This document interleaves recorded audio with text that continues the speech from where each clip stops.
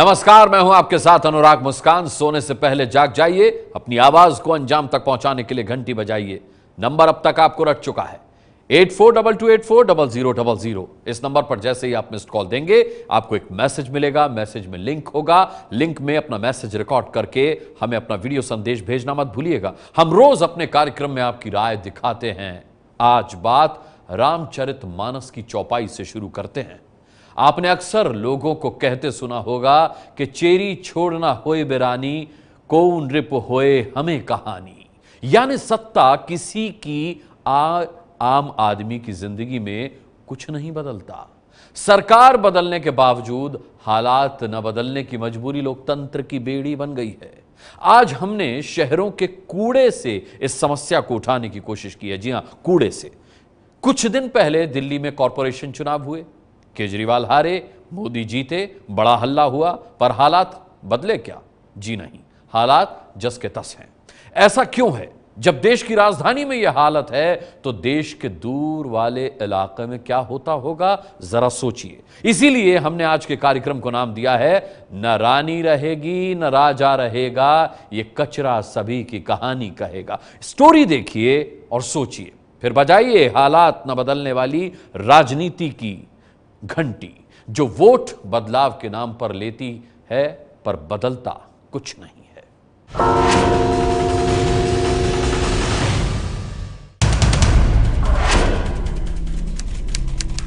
ABP news संवाददाता अंजलि सिंह अपने हाथ में सफेद रंग की पॉलीथीन लेकर एक ऐसा परीक्षण करने जा रही हैं जो दिल्ली में हालात ना बदल पाने वाली सत्ता की आज घंटी बजाएगा।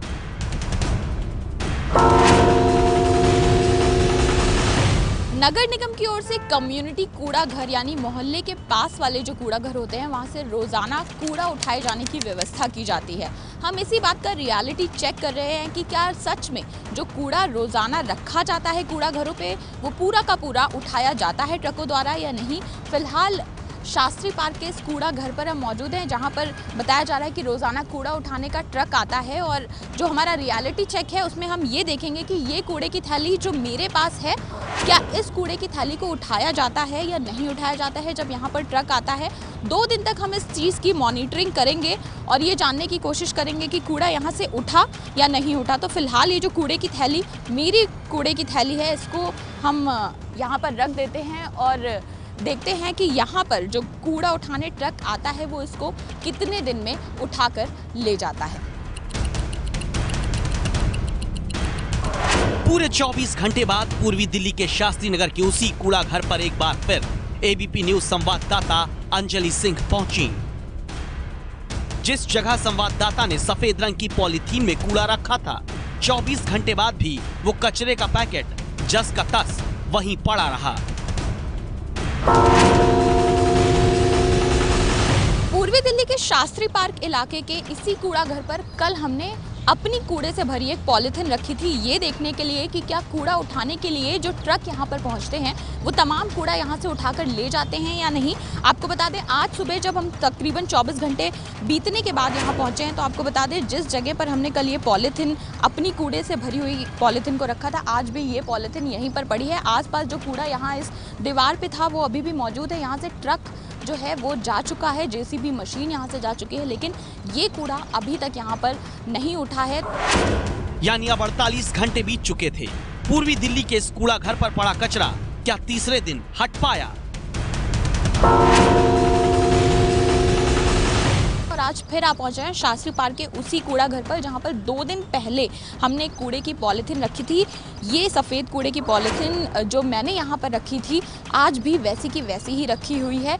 यहाँ पर आसपास जो कूड़ा रखा जाता है वो सारा का सारा कूड़ा नहीं उठाया जाता है। 3 दिन हो गए हैं हमें इस कूड़े की पॉलीथिन को ट्रैक करते हुए और आज भी ये पॉलीथिन वहाँ वैसी की वैसी ही रखी हुई है। कूड़े के इस प्रयोग में 3 दिन तक दिल्ली में पूरा सिस्टम फेल हो चुका था। चौथा दिन छोड़कर सिस्टम की कचरा हो चुकी नीतियों का परीक्षण हमने 5वें दिन किया। 5 दिन बीतने के बाद भी दिल्ली में इस कूड़े को किसी ने हटाया तक नहीं। और फिर छठे दिन क्या हुआ, अब आप देखिए।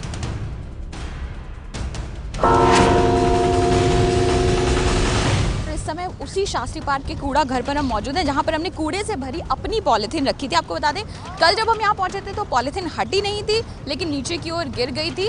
अभी इस समय यहाँ पर ट्रक भी आया हुआ है कूड़ा उठाने के लिए, लेकिन पॉलीथीन की अगर बात करें तो आज पॉलीथीन यहाँ से फट तो गई है, लेकिन जो सामान, वो टोकरी जो आप देख सकते हैं, ये सामान हमने उस पॉलीथीन में रखा था, जिसको अभी तक यहाँ से हटाया नहीं गया है। पॉलीथीन फट चुकी है।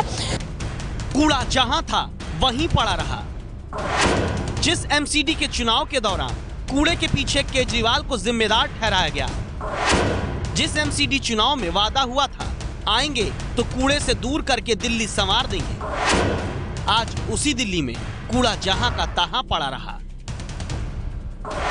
इसीलिए तो हम कहते हैं, न रानी रहेगी न राजा रहेगा, ये कचरा सभी की कहानी कहेगा। ये कहानी सत्ता के कचरा अवतार की है, उस कचरे की जो अव्यवस्था की बदबू को सबसे पहले आम आदमी तक पहुंचाता है। उस दिल्ली में 6 दिन तक एक कूड़े का पैकेट सच्चाई बता गया कि जनमत का कचरा कैसे कर देती है सत्ता, जिसकी घंटी आज आपको बजानी है। कूड़ा एक प्रतीक है जो आज आपको दिखाएगा कि सत्ता पाने के लिए वादे सत्ता मिलने के बाद कैसे कचरे के ढेर में चले जाते हैं। इसलिए पहले समझिए दिल्ली में कूड़ा कितनी बड़ी समस्या है। देश की राजधानी दिल्ली में रोज करीब 10,000 टन कूड़ा निकलता है, लेकिन सिस्टम की कचरा हो चुकी नीति के कारण 50% कूड़ा ही बड़े कचरा घरों तक पहुंच पाता है। बाकी का हजारों टन कूड़ा दिल्ली की नाली, नालों और सड़क पर फैला रह जाता है। इस बात की गवाही देती हैं ये तस्वीरें। दिल्ली के गीता कॉलोनी इलाके में बारिश से पहले नालियां तो साफ की जाने लगी, लेकिन कई दिन बीतने के बाद भी दावा है इस कूड़े को हटाने वाला कोई नहीं पहुंच रहा।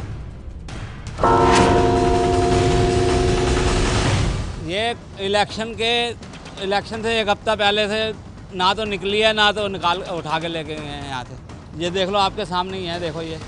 और साथ में 6 महीने से ऊपर हो गई, कम से कम 50 एक्सीडेंट हो चुके होंगे यहाँ पे। कार वाले, स्कूटर वाले जब भी निकलते हैं यहाँ पे, जब भी गिरते हैं यहाँ पे। तुम्हारे सामने अभी देखना कितने गिरेंगे यहाँ पे। ये कोई टाइम नहीं है जी इनका, कम से कम 15 दिन हो गए आज इलेक्शन के बाद, अभी तक नहीं आई। दिल्ली में इस कूड़े का जिम्मेदार कौन है, सियासत या सिस्टम की कचरा हो चुकी नीति? आज इन दोनों वजहों की जड़ तक आपको ले चलेंगे। पहले समझना होगा दिल्ली में सफाई की जिम्मेदारी किसकी है।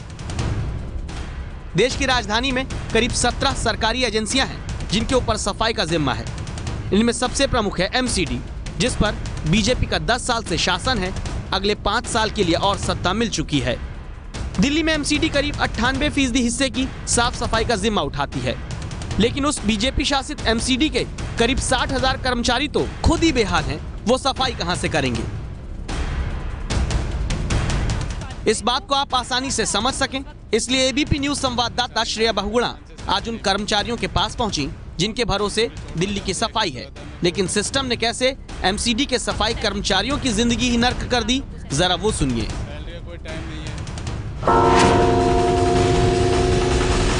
सफाई कर्मचारियों को किन किन परेशानियों से दो चार होना पड़ता है, क्या एमसीडी ने अब तक उनको वो सुविधाएं दी हैं जिसका एमसीडी दावा करती है? मेरे साथ कुछ सफाई कर्मचारी हैं, उनसे बात करेंगे। परेशानी मैम, हमें टाइम से सैलरी नहीं मिलती है, हम ऑन ड्यूटी चोट लग जाती है, एक्सीडेंट हो जाता है, हमें कोई बेनिफिट नहीं मिलता इसका। ना कोई मास्क है, ना ग्लव्स है, ना शूज़ है। नाले में घुसते हैं, नाला निकालने के लिए जूते नहीं हमारे पास, शीशे लग जाते हैं, कीले लग जाती है पाँव में, ब्लड आ जाता है तो दवाइयाँ नहीं मिलती हमें, इलाज नहीं होता है हमारा। वक्त पर सैलरी न मिलने के कारण एमसीडी के कर्मचारी अब तक करीब 9 बार हड़ताल कर चुके हैं। हर बार दिल्ली कूड़े के ढेर से तब बजबजाने लगती है, लेकिन कचरे के उसी ढेर में तो नेताओं को वोट की खुशबू मिलती है। इसीलिए कूड़ा हटाने से ज्यादा फैलाने में सत्ता का भरोसा रहता है। तभी तो पूर्वी दिल्ली में सफाई कर्मचारियों को सिस्टम ढंग की झाड़ू और दूसरे संसाधन तक नहीं दे पा रहा।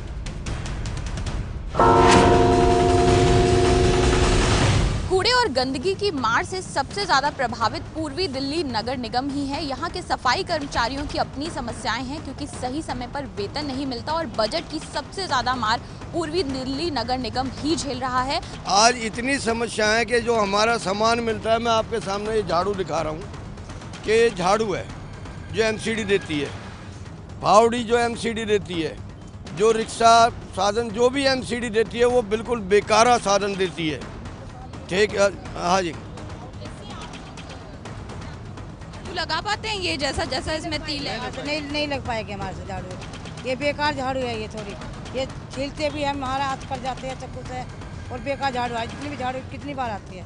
डंडा ये देखो मैडम, कहीं गिर सकता है इसमें, किसी तरीका से भी ये रुक सकता है डंडा इसमें। कैसे गिरोगे इसे? इसका फावड़ी का मुंह मोटा है और इसका पतला है। सारा जो सामान है वो बिल्कुल परचेज जो करते हैं ठेकेदारों के द्वारा, उसमें ठेकेदारों से अधिकारी पैसे खाते हैं और बिल्कुल एक घटिया सामान देते हैं जिससे काम नहीं हो सकता। ये हाल तब है जबकि केजरीवाल दिल्ली स्वच्छ का नारा जपते जपते नहीं थकते। ये हाल तब है जबकि तीनों एमसीडी में बहुमत के साथ बीजेपी तीसरी बार सत्ता संभाल रही है। नए पार्षद शपथ ले चुके हैं, नए मेयर बन चुके हैं। इन पर जिम्मेदारी है दिल्ली वालों की जिंदगी को कम से कम कूड़ा ना करें। जब हम तीनों एमसीडी के नए मेयर और आम आदमी पार्टी के मंत्री के पास ये जानने पहुंचे आखिर दिल्ली का कचरा करने वाला कौन है, राजनीति की बदबू ये नेता तुरंत फैलाने लगे। दिल्ली का कूड़ा होने के दो कारण हैं। एक कारण तो है कि जो दिल्ली में सरकार है वो नहीं चाहती कि दिल्ली साफ़ हो। उनका आज तक का एजेंडा ये था कि दिल्ली इतनी गंदी रहे कि लोग ऊब कर आपको टिकट दे, आपको जितवा दें, जिसमें वो सक्सेस नहीं हो पाए। दूसरा एजेंडा है कि कुछ हम लोगों की बार बार फाइनेंशियली प्रॉब्लम आने से, क्योंकि केजरीवाल जी फंड दे नहीं रहे हैं, तो काफ़ी टाइम्स स्ट्राइक में, जैसे आज भी आपने देखा होगा, आज हमारे सारे सफाई कर्मचारी स्ट्राइक में हैं, तो उसको उस कूड़े को मैनेज करने में भी कुछ टाइम लग जाता है। पिछले 2-3 साल में जिस तरह से खासकर आम आदमी पार्टी की सरकार आने के बाद जो फंड्स की एक दिक्कत रही, बार बार सफाई कर्मचारी स्ट्राइक के ऊपर गए, तो और जो हमें नई टेक्निक्स लेकर आनी थी, जो नई मैकेनिकल चीज़ें हमारे पास आनी थी, वो नहीं आ पाई हैं। तो वो भी एक कारण रहा है कि उनका कॉपरेशन नहीं मिला है। स्वच्छता जो है वो हवन में सामग्री की तरह, हवन के अंदर आहुति की तरह से है। तो जब तक सबकी आहुति ना हो तो हवन संपन्न नहीं होता। उसी तरह से हमें सबका साथ चाहिए। नेताओं की यही सियासत आपको कूड़े के ढेर के सामने सांस लेने को मजबूर करती है, और इसी राजनीति ने दिल्ली में रहने वाली सीता के परिवार को आंसू दिए हैं। ये सीता हैं जिनके पति सुनील एमसीडी में कर्मचारी थे। 2013 में पैरालिसिस ने इनका शरीर लाचार किया, तो सीता के पूरे परिवार को दिल्ली में सफाई के मुद्दे पर होने वाली सियासत ने किसी तरह अब सीता की नौकरी एमसीडी में लग चुकी है, लेकिन तनख्वाह कब आएगी पता ही नहीं चलता। परिवार अपनी बात हमसे साझा करता है तो दर्द आंखों से बहने लगता है।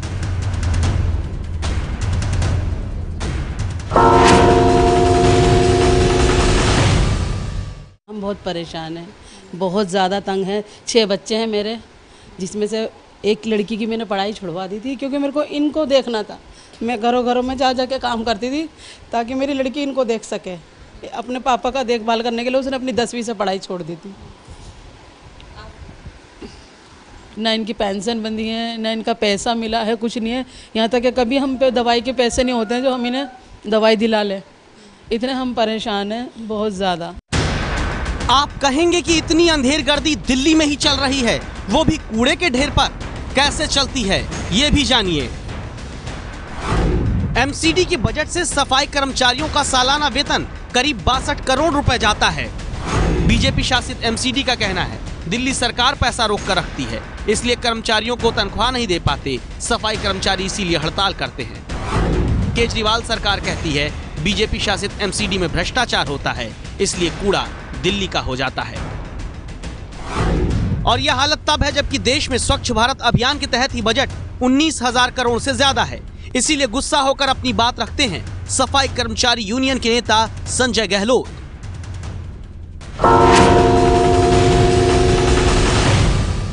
हमारी बात सुननी पड़ेगी। जो लोग गंदगी में रह गंदगी से निजात लाते हैं, पहले उन लोगों को तो सुननी पड़ेगी। लोग करोड़ों रुपया स्वच्छता अभियान में खर्च कर रहे हैं, लेकिन जिनके कंधों पर जिम्मेदारी स्वच्छ बनाने की, उनकी कोई सुनवाई नहीं होती। इसलिए ये हड़ताल कंटिन्यूस जारी रहने वाली जब तक हमारी मांगों को पूरा नहीं किया जाएगा। करोड़ों रुपए के बजट पर नेता एक दूसरे पर राजनीतिक आरोप लगाकर गुर्राते हैं, लेकिन नेताओं से अच्छे हैं ये लोग जिन पर गली का कुत्ता जरूर भौंकता है। पर ये वो लोग हैं जो अपनी जिंदगी के लिए जनता की जिंदगी का कूड़ा साफ करते हैं। ये वो लोग हैं जो चिंदी चिंदी हो चुकी बोरी में रोज 10 से 12 घंटे दिल्ली का कूड़ा बीन कर अपने लिए रोटी तलाशते हैं। उन्हीं में से एक है रूना, जिसके चेहरे पर मुस्कान है। बचपन से कूड़ा बीन रही रूना और रूना जैसे हजारों लोगों को कोई सरकारी मदद नहीं मिलती, लेकिन ये लोग ही दिल्ली का कूड़ा साफ करते हैं, क्योंकि ये सिस्टम की कचरा नीति के भरोसे नहीं रहते।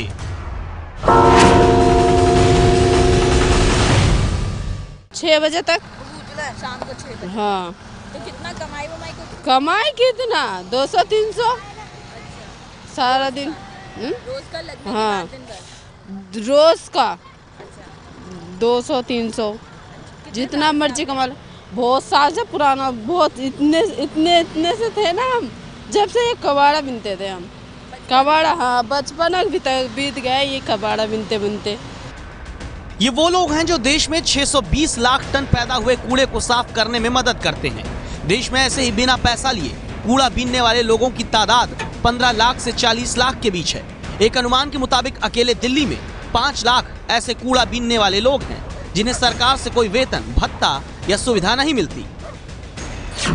लेकिन जो सिस्टम अपनी व्यवस्था में काम कर रहे कर्मचारियों की मदद नहीं कर पा रहा, उससे क्या उम्मीद की जाए कि वो सफाई के इन सिपाहियों की सुध लेगा?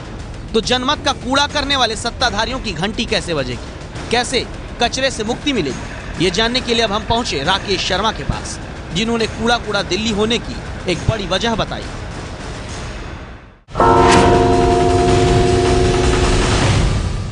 दिल्ली में तो अड़चना है मल्टीपल अथॉरिटीज। कोई कहता है ये पीडब्ल्यूडी के क्षेत्र में आता है, कोई कहता है ये म्यूनिसिपल कमेटी के क्षेत्र में आता है, कोई कहता है ये नगर पालिका का नहीं है, कोई कहता है हमारे पास फंड्स नहीं है, कोई कहता है हमारे पास स्टाफ नहीं है। हर प्रकार की कोई ना कोई व्यक्ति किसी न किसी प्रकार के ऊपर एक दूसरे पे दोषारोपण कर रहा है। दिल्ली को स्वच्छ बनाने के लिए सिर्फ एक संस्था होनी चाहिए, वही जिम्मेवार है कूड़ा इकट्ठा करने की, वही जिम्मेवार है आदमी को एम्प्लॉय करने की। उसी के पास फंड आ रहे हैं और उसको टाइम लाइन दी जाए कि with in this time line now you have got all the resources, financial resources, man power resources, dumping ground resources, machinery resources, infrastructure resources. अब आपको 6 महीने के अंदर अंदर दिल्ली को बिल्कुल साफ कर देना है। उसके बाद हम देखते हैं कि इसको हम लंदन बनाएंगे कि न्यूयॉर्क बनाएंगे कि क्या बनाएंगे, वो बात की बात है। यानी एक विभाग से दूसरे विभाग की तनातनी, एक सरकार से दूसरी सरकार की तनातनी, इसने इतना कूड़ा फैला दिया। इस लड़ाई ने सिर्फ सड़क पर ही नहीं बल्कि पूरे सिस्टम को कैसे कूड़ा किया, इसकी भी जानकारी हमने आज निकाली है। देश भर की अदालतों में करीब 3 करोड़ से ज्यादा मामले लंबित हैं, जिनमें से 46% सिर्फ ऐसे हैं जिसमें सरकारी विभागों की लड़ाई है और ऐसे मामले में सरकार पक्ष बनी है। ठीक इसी तरह दिल्ली का कूड़ा भी उलझा है पक्ष विपक्ष की राजनीति में और विभागों की सरकारी लड़ाई में, बजट में, संसाधनों की सियासत में। ऐसी सियासत ने कर्मचारियों के सपने छीने हैं, ऐसी राजनीति ने दिल्ली वालों से सांस लेने लायक हवा छीनी है, जिसकी घंटी आज आपको बजानी है। अब हमारी राय यह है कि सियासत बंद हो, सफाई का काम एक एजेंसी पर हो और जवाबदेही तय की जाए। अगर इस राय से आप सहमत हैं तो एबीपी न्यूज की राय से सहमति के साथ अपनी सहमति जोड़िए। 8422840000 पर मिस्ड कॉल दीजिए, घंटी बजाइए।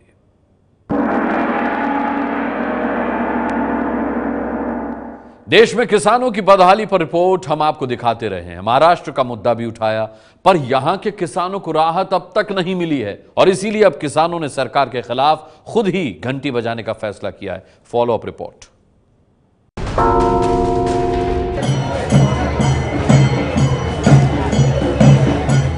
तस्वीरें मुंबई की हैं, जहां कर्ज माफी की मांग को लेकर स्वाभिमानी शेतकारी संगठन के अध्यक्ष और एनडीए के सहयोगी सांसद राजू शेट्टी की अगुवाई में हजारों किसान पुणे से पैदल मार्च करते हुए पहुंचे। 22 मई से शुरू हुआ 9 दिन का ये मार्च राज्यपाल को ज्ञापन देने के साथ आज खत्म हो गया, लेकिन किसानों का गुस्सा शांत नहीं हुआ। कर्ज माफी और अनाज के समर्थन मूल्य में बढ़ोतरी की मांग कर रहे महाराष्ट्र के इन किसानों ने अब 1 जून से बड़ा आंदोलन छेड़ने का ऐलान कर दिया है। किसानों का आरोप है कि न मोदी सरकार ने अपना वादा निभाया, न ही प्रदेश की फडणवीस सरकार ने। मिलने के लिए मुख्यमंत्री बुलाते हैं नासिक भगुर में और खुद भाग जाते हैं। इसकी वजह से हम लोगों ने फैसला किया है कि अगर सीएम या राज्य में कोई सुनता नहीं तो आगे मुंबई की जो लाइफलाइन है शाहपुर में तानसा भादसा वैतरना की जो पाइपलाइन है वो तानसा वैतरना की पाइपलाइन भी हम लोग तोड़ेंगे। किसान आंदोलन पर अड़े हैं, लेकिन महाराष्ट्र सरकार कह रही है कि आंदोलन से कुछ नहीं होगा और वो इस बारे में चर्चा को तैयार हैं। जो भी मुद्दे उनके होंगे वो चर्चा में उसके ऊपर कुछ तो भी हल निकल सकता है, मगर हम नहीं आएंगे और सरकार से चर्चा ही नहीं करेंगे तो इसमें से हल कैसा निकलेगा? फिर सरकार हमसे बहुत ही असंवेदनशील रवैया अपनाई है। हम 9 दिन तक हजारों किसानों को साथ लेकर चलते आए, लेकिन एक तहसील दर्जे का कोई ऑफिसर हमसे मिला नहीं। महाराष्ट्र के किसानों की बदहाली की तस्वीरें हम पहले भी आपको दिखा चुके हैं। उनकी आवाज सरकार तक भी पहुंचाई, लेकिन किसानों को वादे के अलावा कुछ नहीं मिला। इसलिए ये किसान अब खुद अपनी बदहाली के खिलाफ घंटी बजाने के लिए कमर कस चुके हैं। 5 साल में एक बार नहीं, राष्ट्र निर्माण में रोज करो मतदान, घंटी बजाओ। कल यूपी में योगी सरकार के बिजली से जुड़े बड़े दावों पर खास रिपोर्ट हमने आपको दिखाई थी। बांदा जिले के बंजारा गांव में हम आपको ले गए, जहां आज तक बिजली नहीं पहुंची, लेकिन हम पहुंचे। यूपी में चिराग तले इस अंधेरे की अब देश की जनता ने भी घंटी बजा दी है। हमारे इस तहसील में 5 से 6 घंटे भी बिजली नहीं आती है। यहाँ पे बड़े बड़े व्यवसायियों ने बड़ा गोरख धंधा कर रखा है बिजली का, जो कि जनरेटर लगा के 3000 से 3500 पर एम्पियर 1 एम्पियर का लिया जाता है। योगी सरकार हमें जितने वादे किए वो पूरे नहीं किए हैं। हवाई सर्वेक्षण की बात वो कर रहा है जो 15 मिनट भी एसी का मोह त्याग नहीं पाया। तो इससे अच्छा है कि वो जमीन पे आए और काम दिखाएं, हकीकत खुद ब खुद सामने आ जाएगी। एबीपी न्यूज पहुंच सकता है तो सरकार क्यों नहीं पहुंच सकती? मोदी जी से नम्र विनती है, बिजली गांव तक जल्द से जल्द पहुंचे। 8422840000 पर मिस्ड कॉल देकर आप भी हमें अपना वीडियो संदेश भेज सकते हैं। ये है एबीपी न्यूज, आपको रखे आगे।